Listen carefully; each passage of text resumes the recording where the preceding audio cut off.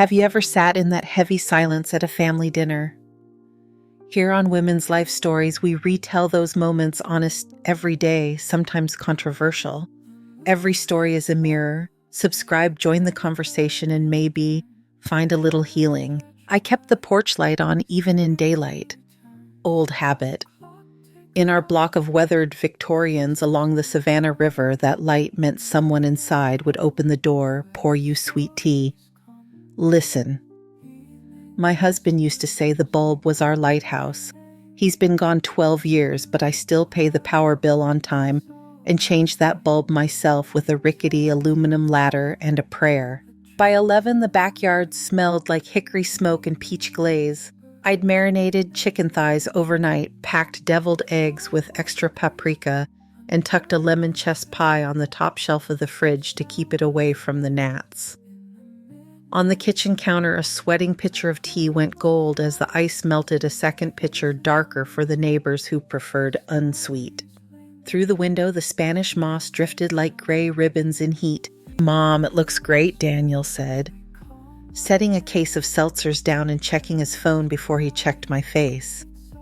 He's 42 and still the handsomest boy in the room when he bothers to look up, all that black hair swept back the way his father used to wear it.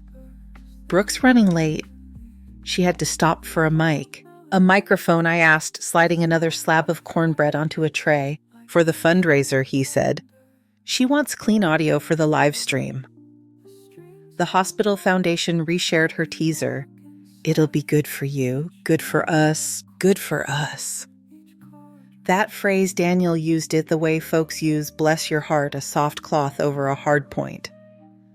I wiped my hands on a dish towel and glanced at the front door camera, the little blue halo of the Ring app blinking on my phone. A delivery guy had just left a box stamped with a logo I didn't recognize. Brooke Whitfield Home in a font that tried too hard to be friendly. By noon, the folding tables were skirted in white. I'd borrowed 2 church coolers, one with lemonade, one with ice. The HOA ladies arrived in a cluster, all sandals and straw hats, carrying mason jars of cut zinnias, asking first about parking, then about permits, then about anything at all, so long as it wasn't silence. Mr. Patel from the corner market brought a tray of samosas that disappeared faster than my deviled eggs. The choir director from St. Luke's kissed my cheek and said he'd pray the weather held. I'd already prayed. I'd also checked the radar twice. When Brooke swept through the gate, the yard rearranged itself around her. Red sundress, white nails, a camera clipped to her strap, another on a tripod rolling before she said hello. She hugged me like we were acquaintances who had agreed to pretend more. Her perfume left a rind of citrus in the air. "Look at this spread," she sang to the lens pivoting so the table framed her just right. Community history giving back. Today's not just my birthday, it's a chance to raise money for the pediatric wing. Link in bio. You know what to do. "Happy birthday," I said, handing her a glass. Half sweet, half unsweet. It's a compromise that offends everyone equally. She laughed for the camera. Off to the side, she slipped a thin manila folder under the centerpiece, a movement small enough to miss if you weren't waiting for it. I was. I had been waiting for something for months now, a shape in fog, the way a storm reads like a bruise before the first thunder. Daniel took the grill tongs from me and bumped his shoulder against mine, boyish, hopeful.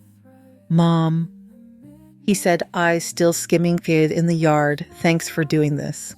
Brooke's posts about legacy are getting traction. People love stories with, I don't know, continuity. Continuity is what you get when you don't move the furniture, I said. He grinned, and then as if the grin were a reflex he had to apologize for, he got serious. "Listen, don't freak out if Brooke brings up the house. It's content framing. She wants people to feel included in our journey." "My house isn't a journey," I said. "It's a mortgage I finished paying in 2009. He squeezed my shoulder and turned the chicken, the smoke curling around his watch face. Beyond him, 2 HOA board members debated property lines like it was a parlor game. The choir director complimented the ginger slaw. Someone asked if our vintage windows were protected, then nodded like they were already thinking where to source replacements. By 1:30, the yard hummed. Brooke did a live Q&A by the hydrangeas, her followers' hearts blooming up the screen. She asked a retired nurse about the children's wing, and the woman told a story that made 3 people reach for napkins. When Brooke looked at me, she saw what the camera would see, a 67-year-old woman with good posture and a dress she'd ironed twice, holding a tray of corn, smiling because she had taught herself how. "Can we do a little segment with you, Helen?" she asked. "Just a minute. The story behind this beautiful home, how it's part of who you are." "Sure," I said. We walked to the front steps, the paint I'd chosen a coastal blue, the banister warm under my palm. The porch light glowed pale even in afternoon, the bulb a small sun pressed flat. "This house has watched a lot of life," I said to the camera. "We brought Daniel home from the hospital through that door. He learned to ride a bike on that sidewalk. We fixed that wisteria together after a hurricane. It's a good house. It's kept faith with us." Brooke moved closer, the microphone between us like a question. "And now that you're retired, how do you think about sharing space, about making room for the next chapter?" I gave her the same smile I give telemarketers. The porch boards creaked. Someone in the yard cheered at a donation goal, hitting a number Brooke had set an hour before. "I think about fixing the back steps," I said, "and about keeping that porch light on for people who need to knock." "Beautiful," she said, and the word had the soft give of something made from foam. "Okay, last thing." She lifted the manila folder from the planter and held it against her chest as if it were a family Bible. "Our sponsor provided a little partnership packet.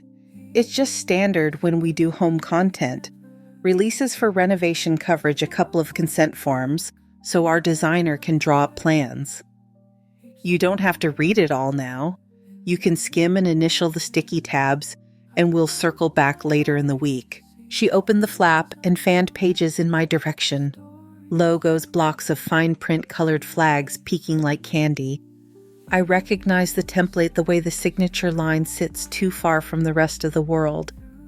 I also recognized my name typed neatly where someone expected me to confirm I was me. "Why would a designer need consent before there's a design?" I asked. "So we can move quickly," she said. Tone still honey, smile still wide. "Saves you time, saves everyone time. It's all reversible if you change your mind." Daniel eased up beside us, the grill smoke trailing him like a tuxedo tail. He didn't look at the papers, not at first. His eyes were on the yard, the neighbors, the HOA board clustered by the lemonade. People were watching without watching every Southern party's favorite pastime. "Mom," he said softly, "it's fine. It's a content thing. You'll have the final say on everything. Brooke is just getting ahead of the boring parts." The page edges whispered as Brooke flipped to a tab.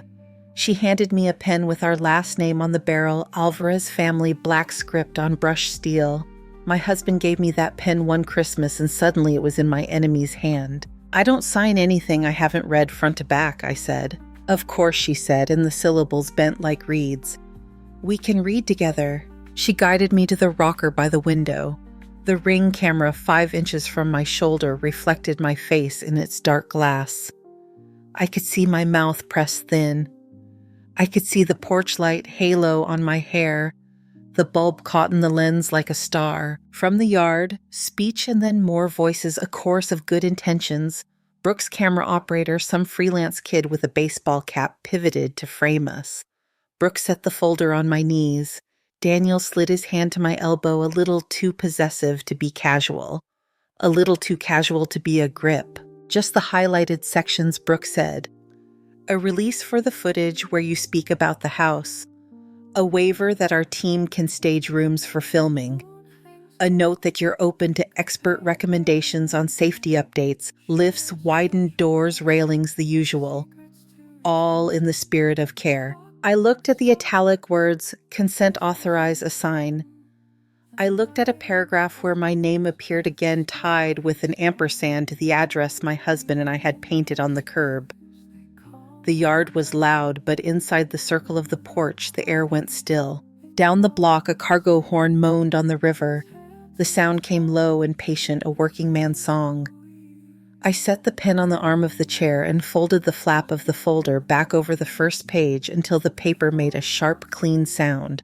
"Brooke," I said, "you can have your segment without my signature." Her smile didn't move, but something behind it did. "It's just paperwork, Helen." Paperwork is what people call it when they want you to be embarrassed to read. The course of speech swelled again. Daniel looked at me, finally, really looked. And for a heartbeat, I saw the boy who brought me dandelions and called them bouquets. The boy vanished. A man stood there with a yard full of witnesses and a story he needed to control. Brooke lifted the microphone. "Friends," she called, turning with the grace of a weather vane catching wind. "Can we gather on the lawn for a toast?" She closed the folder and placed it back in my lap, light as a napkin. As the first glasses lifted, a breeze moved through the hydrangeas and up the steps. The porch bulb gave a faint, tired flicker. I reached for the light switch, then let my hand fall to my side. The camera's little red eye burned steady. Brooke held the mic high and the yard lifted their cups. Plastic chimed, plastic, ice knocked teeth. I raised my lemonade and didn't drink. The porch bulb hummed above us as if it had a small opinion. "To community," Brooke said, eyes finding the lens before they found anyone else. "To legacy.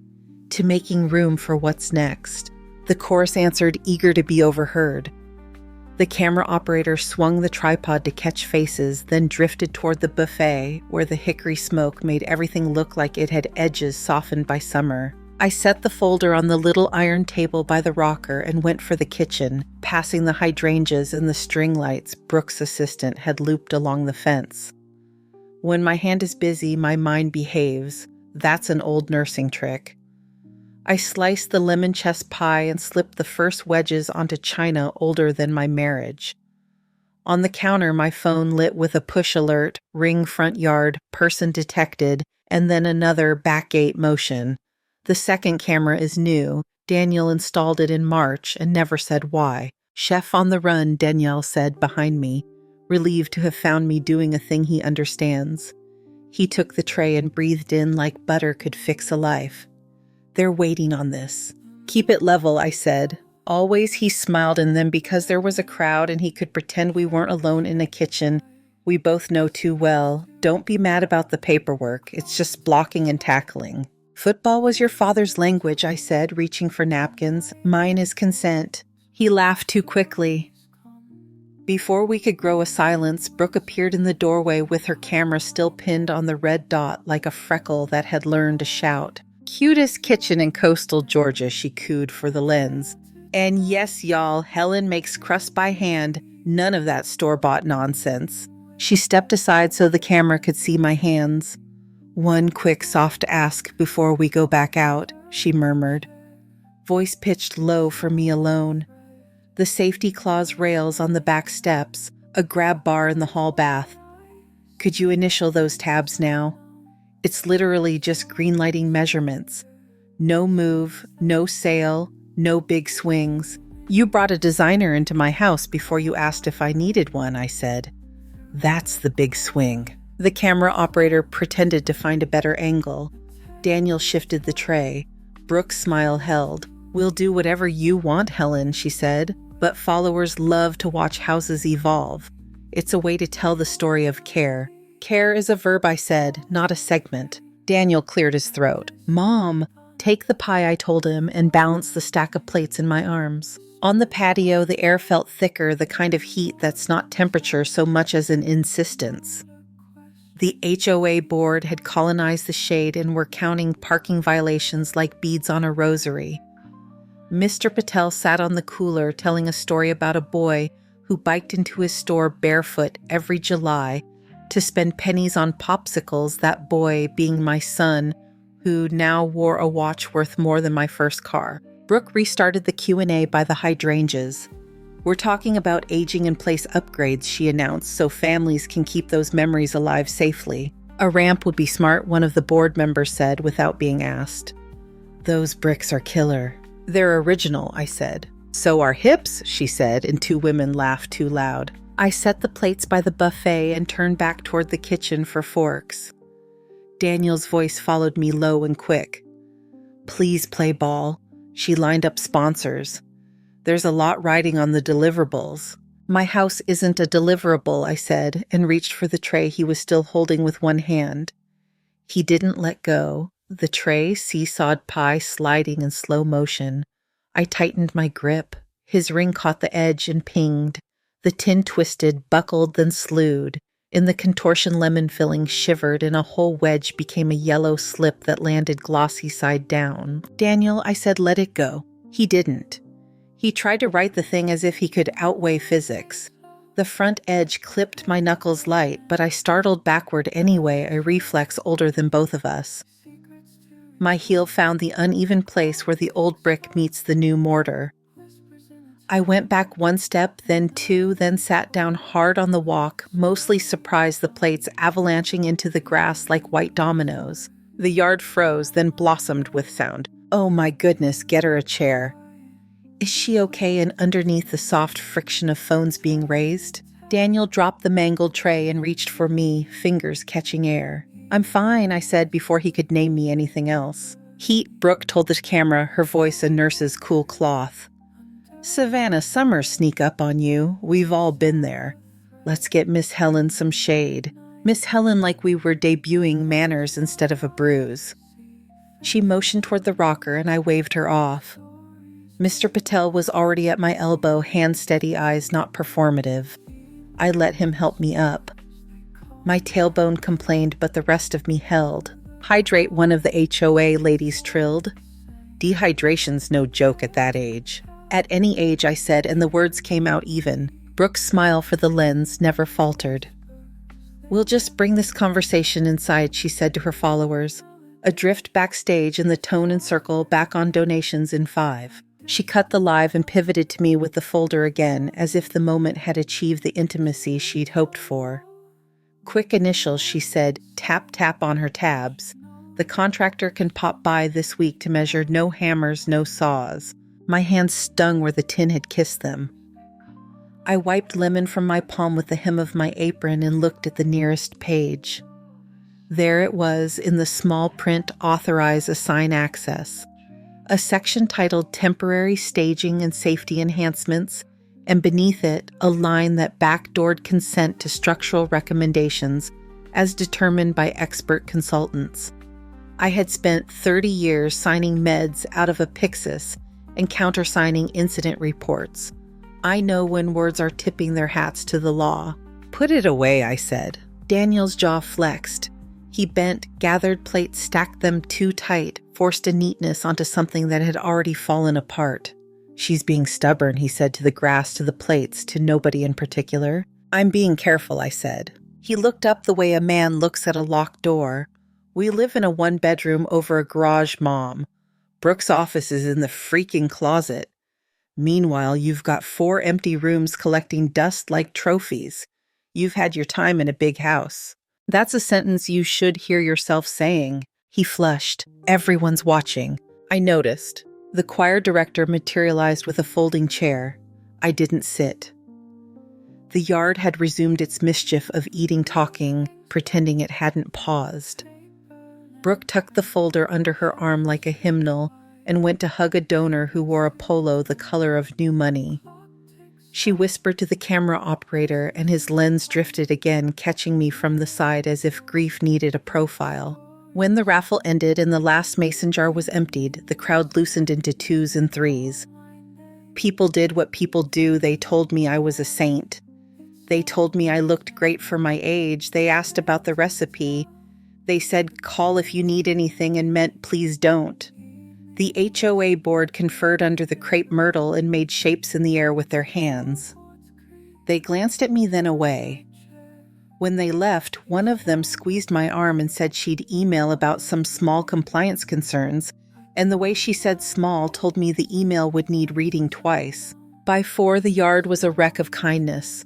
I wrapped the leftover chicken, eased the melted pie into the trash, stored the deviled eggs in the outside fridge. Brooke and her assistant chased cables and coiled string lights. Daniel hosed the grill. There was a moment near the hydrangeas where I thought I could say something simple and human and true to each of them and be heard, but I didn't. I picked up a handful of forks and watched my porch light blink in the reflection of the kitchen window. "Let's run through tomorrow," Brooke said, reappearing with her clipboard and that infinite smile. "A designer stopped by half an hour max. We'll talk color, stories, and safety. Also, Daniel will grab a spare key so vendors aren't waiting on you if you're napping." "No," I said, quiet enough to make her lean in. "There's no key. There's no designer. There's no vendor." She blinked like a camera, trying to focus. "We'll chat later," she said to the air for the benefit of those who might be listening. They packed their car while the light folded itself down into evening. The river blew a little cooler. Mr. Patel lingered on the sidewalk, then waved with 2 fingers and went. When the gate clasp clicked, the yard felt like a room after a bad argument, same furniture, different air. Inside the house was clean where the yard wasn't. I rinsed the lemon off my hands and watched the yellow swirl vanish down the drain. On the kitchen table lay the folder I hadn't signed, the pen I hadn't used, and my phone humming in a tone it reserves for things that think they're urgent. Neighborhood group, new post, wellness check. The preview showed Brooke's profile picture, chin tipped toward virtue. I opened it, grateful for today's generosity. Quick note: Helen had a small spell in the heat. She's too proud to say it, but we're going to keep a closer eye and support aging in place upgrades. If anyone has resources or contacts for rails, ramps, DM me. Also, parking questions, message me directly. I'll coordinate with HOA. Love this community. Hearts pulsed like a vital sign. Comments stacked, so brave to share. Prayers up. My mom went through something similar. A board member added a thread about event permits and elder safety. The choir director offered to deliver meals. A neighbor I barely knew typed, "Glad Daniel has Brooke." It's a lot. My throat felt raw, though I hadn't shouted. I went room to room, shutting windows, setting the deadbolt, turning off lamps. In the hall mirror, my dress looked like a costume I had outgrown. On the way to the bedroom, I stopped at the porch and put my hand beneath the warm bulb, palm up like a beggar. I flipped the switch. The porch went dark. The yard went honest. In the bedroom, I took the old suitcase down, the one with the broken wheel we never bothered to fix because we only ever drove. I folded 2 days' clothes and my passport and the envelope with the deed and the copies of the last tax bill, and the marriage license creased to softness by years of proof. I tucked in a postcard from Tybee May sent last year with a pelican that looks like it's wearing a cap. I added the pen with our name. When I came back through the kitchen, I set the suitcase by the door and wiped the counter clean so the ants wouldn't mistake grief for sugar. My phone vibrated again, ring front yard, person detected, and I lifted it without thinking. The screen showed the sidewalk, the hedge, the little slice of evening that belongs to everyone. Then the gate and a hand I knew too well from still photographs, Brooks with the manicure I had paid for at Christmas, slipping a key into a latch I hadn't given her. She stepped through in her red dress, so bright in the twilight it made the hydrangeas look ashamed. She smiled at the camera like it was an old friend. Behind her, the porch was dark. The camera's red eye blinked once, then steadied. I picked up my keys and walked to the car. The causeway out to Tybee was a ribbon of black with cat's eyes gleaming. I drove with the windows cracked, the night full of salt, and the slap of marsh water against pilings. When I hit the island, the air loosened like a belt. May's porch light throws a big buttery circle across the sand road. She keeps a bell hung from the eave that rings itself when the wind is right. It rang twice as I pulled in. She opened the door before I knocked. Bare feet, flour on her forearms. "You hungry or hurt?" she asked. "Both," I said. She set a bowl of stew in front of me that tasted like tomatoes boiled down to truth. We didn't talk at first. The radio on the counter muttered through scores from a Braves game that had already ended. A pelican print above the sink watched us with a dull-eyed patience I envied. May rinsed her hands and finally asked, "What did they take?" "A key," I said. "And whoever I raised." She looked at the suitcase I hadn't let go of.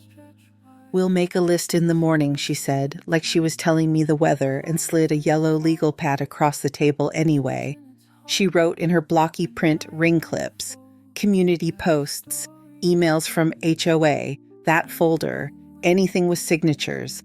Then she pushed the pen to me. I put deed copies and tax bill and passport, even though I couldn't explain why a passport belongs on a list about a house.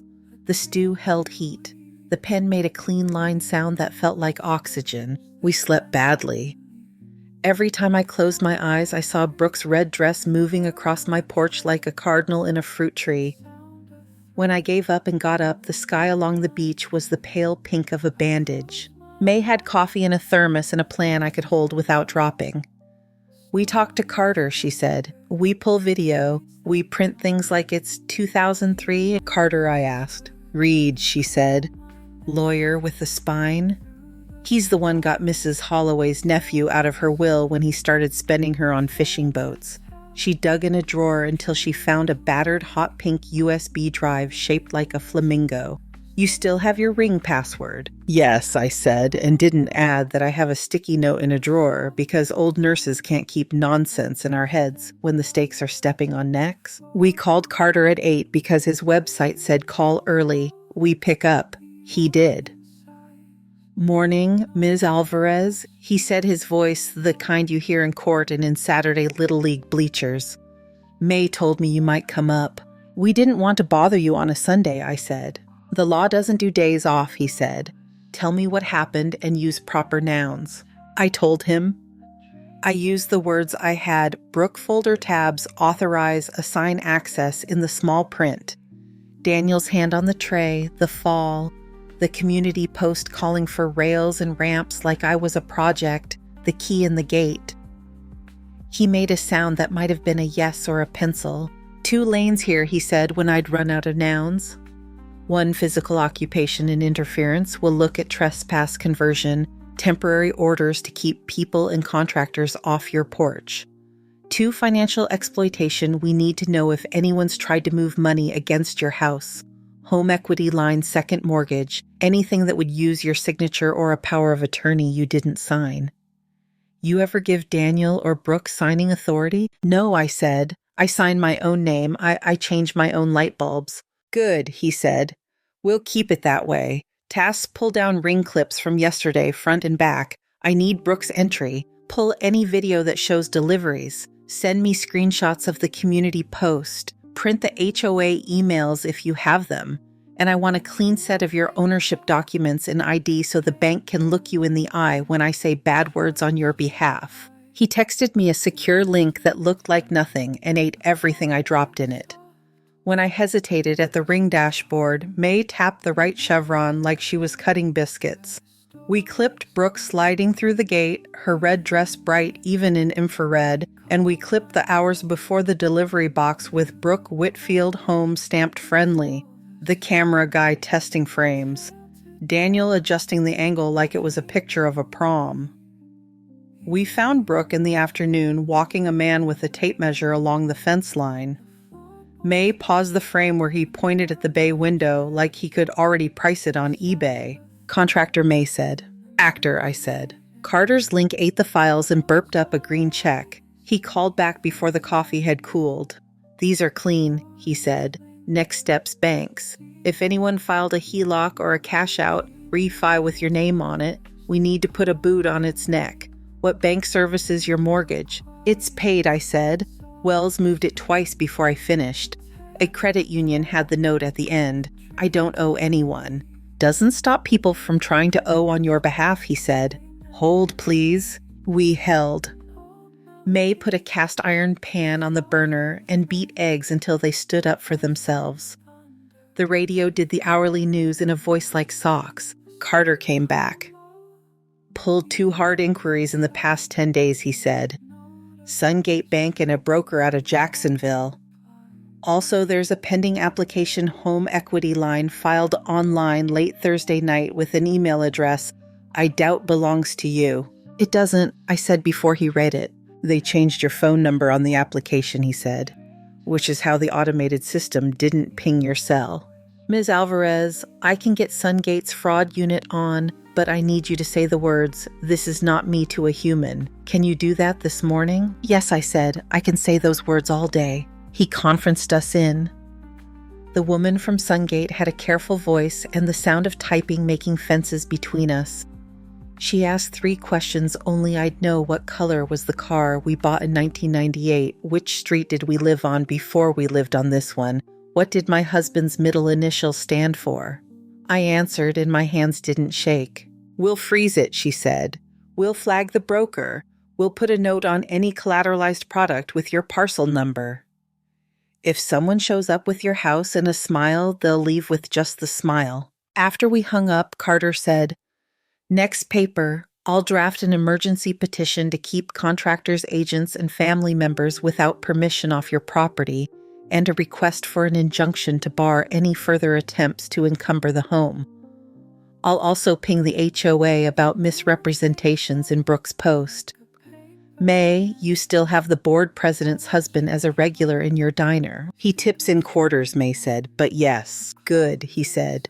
"We'll copy everyone who likes to copy everyone.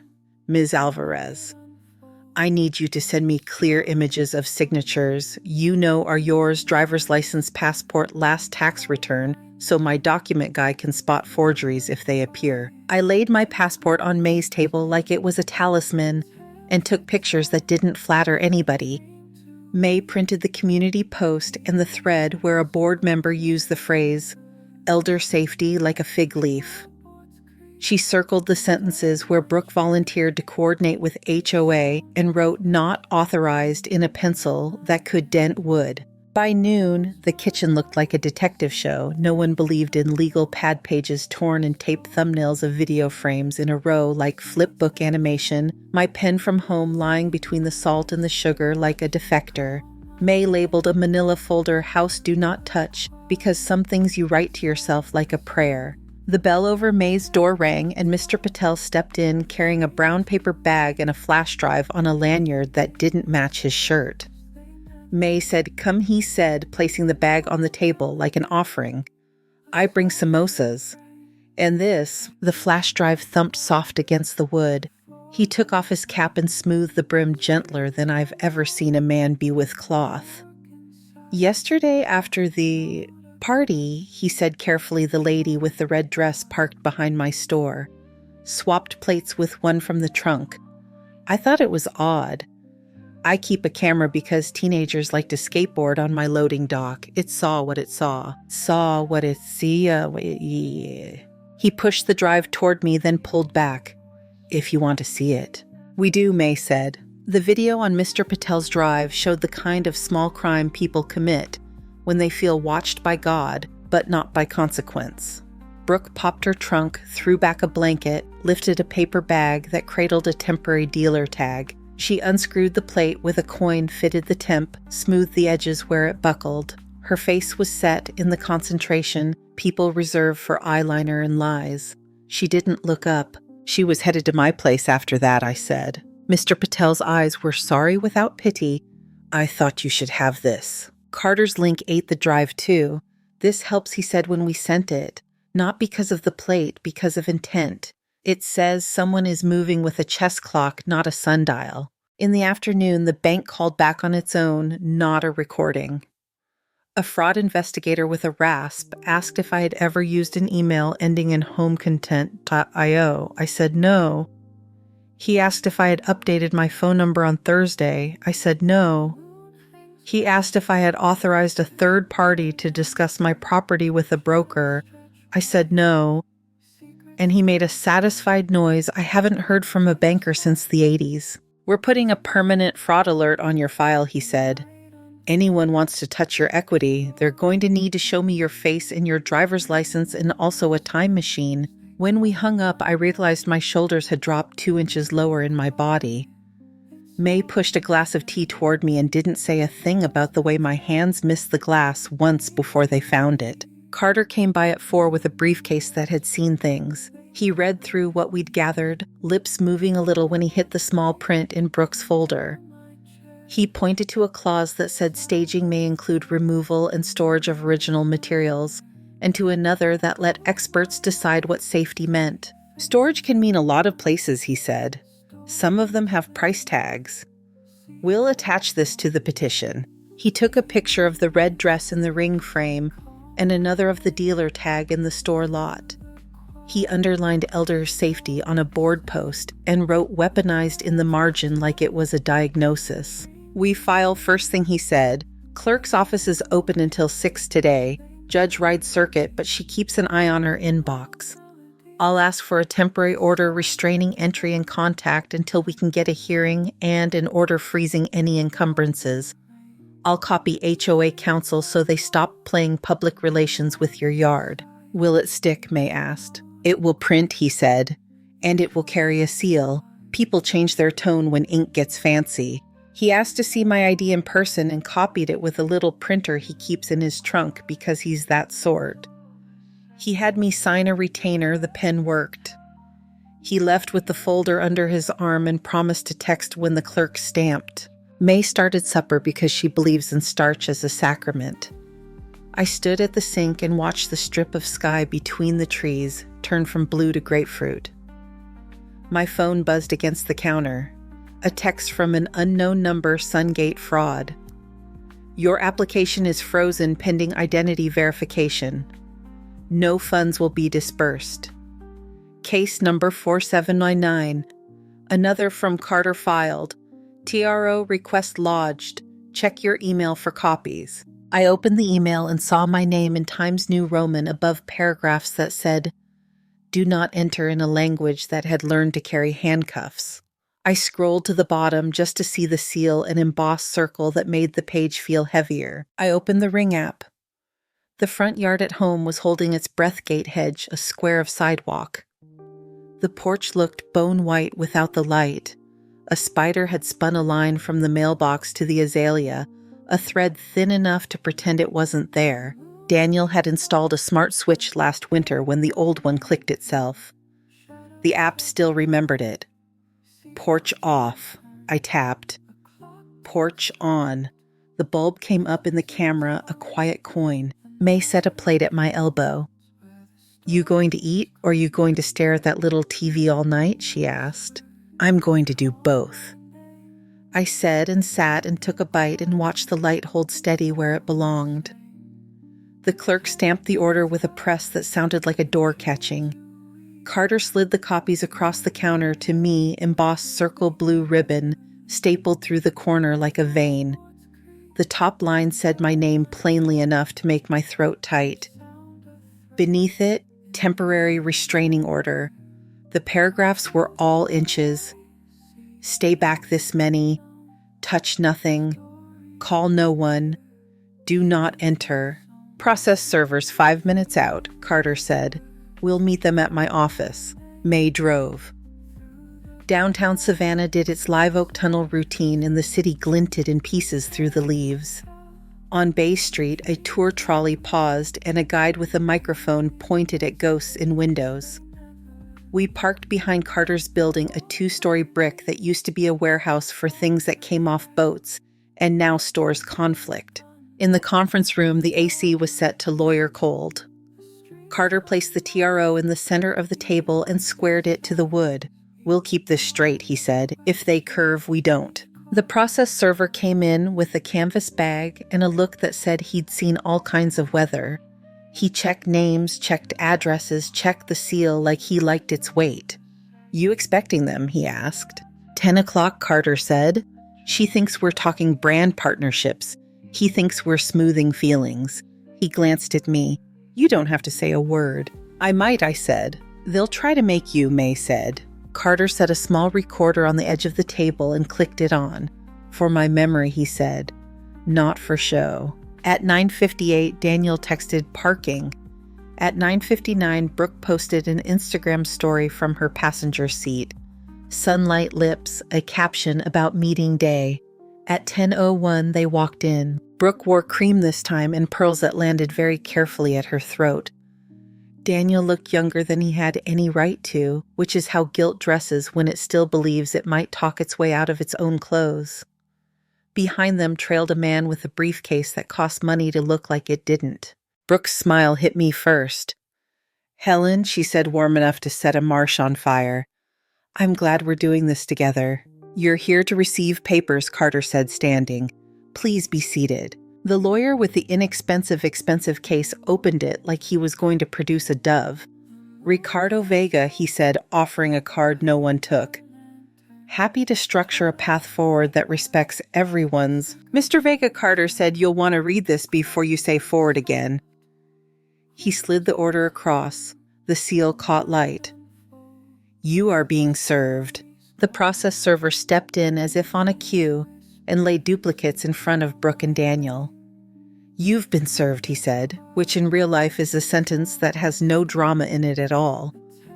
He collected signatures that said nothing about agreement and everything about receipt. Daniel blinked at the first paragraph, then the second.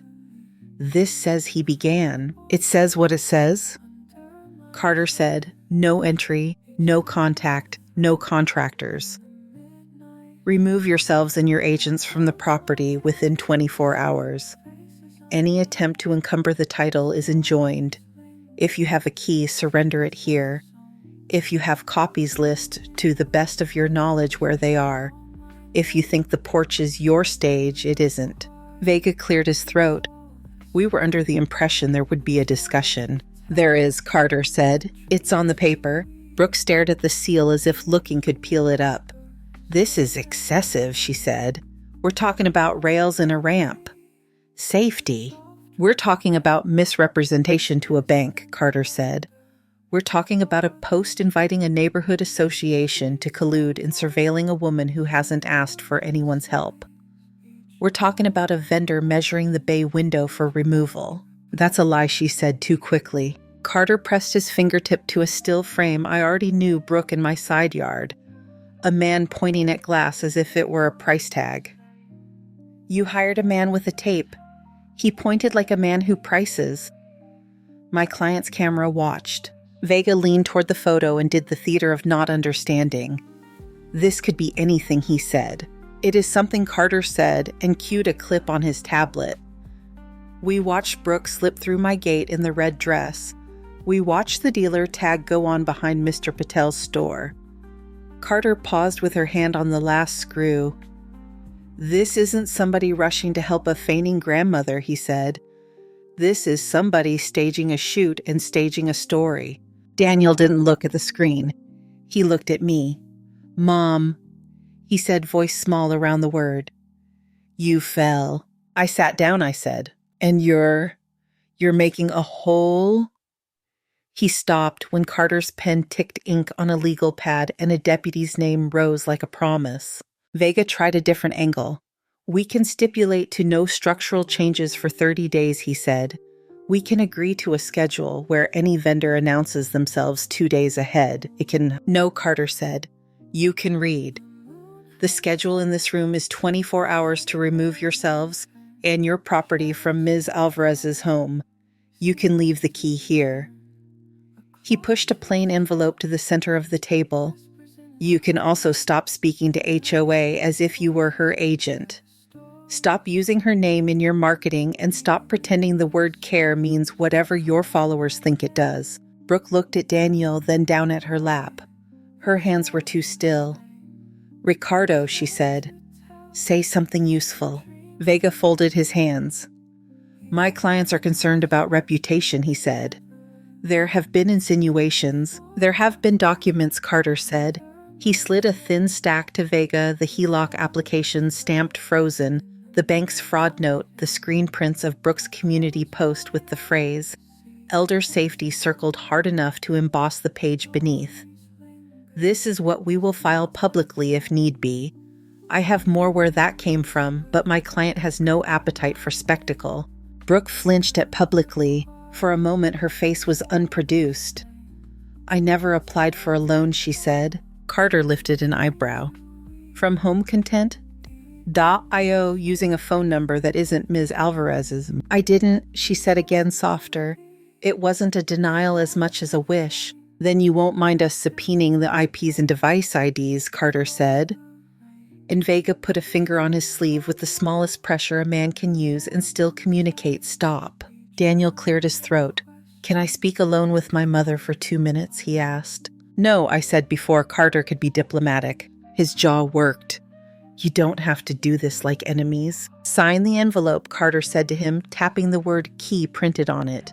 "Then we're done." Daniel reached in his pocket and brought out a ring I didn't recognize. A silver football, a tiny multi-tool, a house key with a blue head that did not look like mine. He set them on the table and pushed them into the envelope. "She needed a spare," he said to himself, more than to us. Carter sealed the envelope with the flat of his palm. It made a sound that felt like a period. Brooke stayed very composed. "If you file anything defamatory," she said, "we'll sue." For what May asked, almost polite. "Defamation," Brooke said, as if the word could hold itself up in air. "Discovery will give us opinions about your phone. I don't think you want. Read aloud," Carter said. "Also, you might stop calling the neighborhood my community on platforms where the neighborhood has lawyers." Vega stood the international sign for retreat. "We'll comply with the order while we explore options," he said. "You'll comply," Carter said. Period. They left like people backing out of a church pew, careful not to bump knees, careful not to make a noise that would be remembered. When the door clicked behind them, the room's temperature rose 5 degrees. Carter exhaled. "Deputy will meet us at the house," he said. "Service is one thing, presence is another. Bring nothing sentimental if you can help it." May squeezed my hand once hard and let go. "Let's go home," she said. At the house, a county cruiser sat where Mr. Patel's sedan usually parks. The deputy introduced himself and did that visible scan officers do when they are trying not to be threatening hands, porch windows, the corners where men sometimes wait to jump out of their worst ideas. He read the order, adjusted his hat, and stood by the steps like furniture. The front door opened from the inside to Daniel's shoulder and then Brooke's shadow. She had changed out of cream and pearls and into black leggings and a t-shirt that said "Love Loud." There were 2 boxes near the sofa and a tote full of cords by the wall. The house smelled like my house and also like someone else's moisturizer. The deputy held out a copy of the order and said the sentence again. "You've been served." He is a man who likes sentences to sound the same each time. "We'll be out in an hour," Daniel said. 24, the deputy corrected, not unkindly, but sooner's better. Brooke looked around the living room as if trying to memorize what she couldn't take. Her eyes landed on the bay window as if the glass had told a joke at her expense. "You could have had a ramp for free," she said, not looking at me. "You could have asked," I said. She picked up the tote and the cords spilled out like vines. Daniel bent to gather them, the movement pulling a groan from a floorboard that only sings for weight it knows. He straightened and looked at me proper. "I'm sorry," he said. "It wasn't an explanation. It wasn't enough. It also wasn't nothing." I nodded because my head could do that much. The deputy shifted his weight. May went to the kitchen, opened a cabinet, and started counting my plates like a woman taking inventory of a life. I stood by the hall table, slid the envelope Carter had sealed into the drawer, where the flashlight lives, and then shut it. When they carried the boxes to the car, the porch light threw a clean circle on the steps. People walked their dogs and didn't stare. The hydrangeas held their color. Mr. Patel paused on the sidewalk, tipped his cap to the deputy, and kept going. A choir rehearsal floated from somewhere like water through pipes. Brooke made 3 trips without speaking again. Daniel made 2 and then stood on the grass with his hands in his pockets, the way men stand when they're working out which idea will hurt least. He looked at the house, at me, at the deputy. He started to say "Mom" and decided against it. He got in the car. They drove off slow because the street is narrow and because grief drives with both feet. The cruiser idled 1 more minute, and then the deputy touched the brim of his hat as if it were a door. "Call if anyone shows," he said. Inside, I opened windows. The house exhaled. I set the manila folder Brooke had once tried to put in my lap on the table and weighed it down with a bowl of lemons as if I could make paper obey. Carter texted "No contact order signed. Copy in your inbox." May slid 2 mismatched mugs onto the counter and turned the kettle on like a switch could fix anything. The porch bulb hummed its small opinion and held. After the deputy left the house, sighed like a lung let go. May set 2 mugs on the counter and the kettle sang its one clear note. Carter's email hit my phone, no contact order entered. Copy attached. I printed it and slid it into the drawer with the flashlights and spare batteries the place. I keep things I want to find without thinking. In the morning, we sat at Carter's long table while a notary lined up pens like silverware. The document wore a name that looked older than it was, the Helen Alvarez Living Trust. I signed as trustee, May as successor. Carter deeded the house into the trust with a page that carried another seal ink thick as a thumbprint. The notary pressed hers and the paper dimpled. Carter folded everything into a red rope that made it feel heavier than wood. County clerk will record by close of business, he said. If anyone tries to touch title, they'll bump a wall. From there, we went to the bank. A fraud supervisor with cufflinks the size of aspirin sat us in a glass office and printed a letter while we watched. HELOC application frozen and closed. No funds disbursed. He slid a copy across, looked at my license, looked at my face again and said, "You did right to come in." Back home, a white envelope from the HOA waited in the mailbox between a catalog and a plea from the symphony. Correction and clarification sat at the top and below it 4 paragraphs that read like a throat clearing the board had aired. Wellness checks were not a policy. Members should not represent themselves as agents for neighbors. The association extends apologies. I stuck it to the fridge with a magnet shaped like a peach. I called St. Luke's and asked the choir director if she knew a carpenter who worked small and didn't talk too much.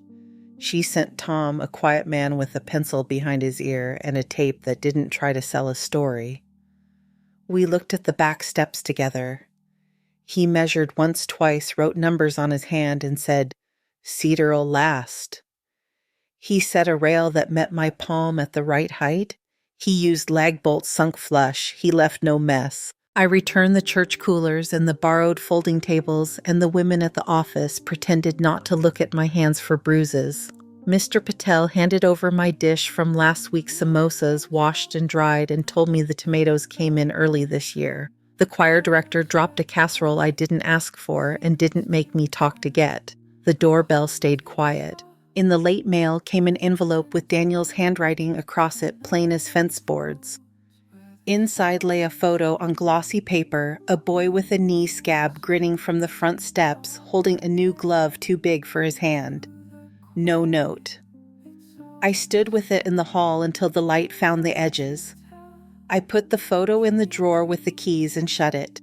I fixed the wobbly kitchen chair with a shim from Tom's scrap and moved the lemon chess recipe to eye level. The oven warmed the house in a way a heater never does. When the pie cooled, I cut one piece and set the rest under a net. May ate hers on the porch with her feet on the rail. We didn't fill the porch with words. The quiet sat where it belonged. Near dusk, I walked the room's latch window lamp. The bay window held the street like a painting, and the hydrangeas had gone the blue. They turn when rain remembers them. On the porch, I put my hand under the bulb, felt the heat that says life is moving through a wire, and flipped the switch. The light threw its ordinary circle over the steps and the walk and the first square of sidewalk beyond the hedge. The ring gave one polite buzz and then went still. I leaned on the new rail. The wood smelled green and a little like pencils from 3rd grade. Across the street, Mr. Patel locked his shop and waved without words. I lifted my hand back. The bulb hummed its small song. I left it on. Thank you so much for listening to today's story. If this story resonated with you or made you reflect, I'd love to hear your thoughts. So feel free to share them in the comments below. And don't forget to like, subscribe, and hit the notification bell so you won't miss the next story.